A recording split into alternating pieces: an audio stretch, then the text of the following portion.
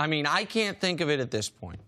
And I'm glad he is in Oklahoma City and fully healthy after a few years ago when he had broken the leg. Took him really a year to get better from that, because now that he is back playing relevant basketball games on a relevant team, we are reminded what a great player this guy is.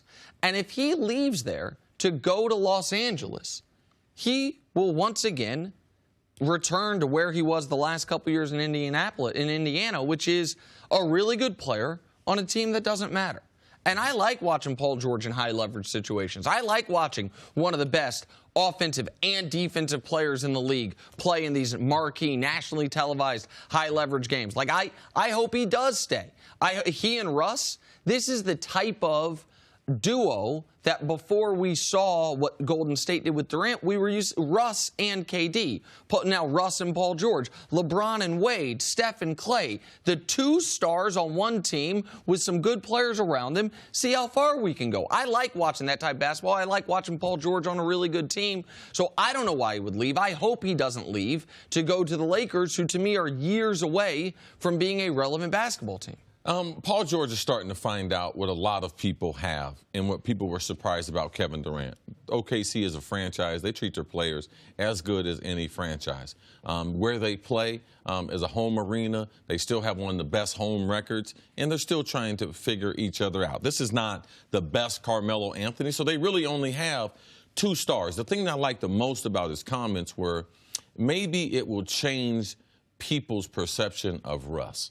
That people don't want to play with him. So seeing another superstar strive in Paul George, because he is a phenomenal basketball player. He's got length. He can shoot. He's got a mid-range games. He can play above the rim. He leads the NBA in assists. Like, what he adds to a team.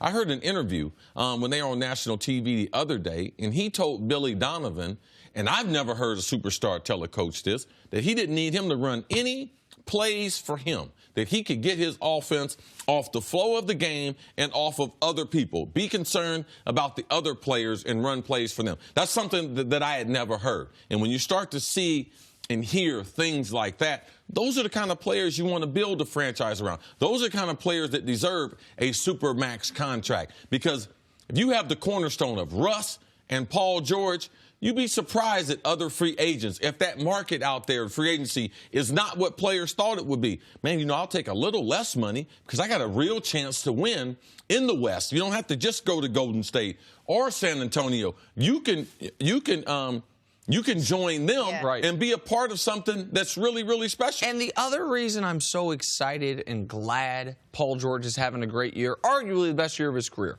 I mean, he's shooting an absurd 43% from three. He's averaging a career high in steals. He's having his most efficient offensive season, is because Paul George this year, his production was going to be something of a referendum on Russ.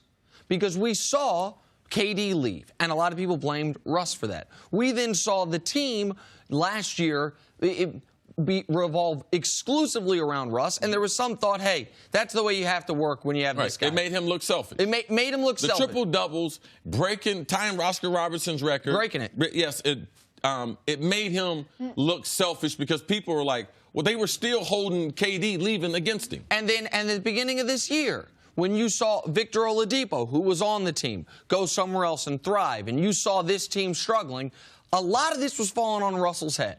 And a lot of people were saying, see, Russ he's a stat stuffer, but the way he plays is a non-winning brand of basketball.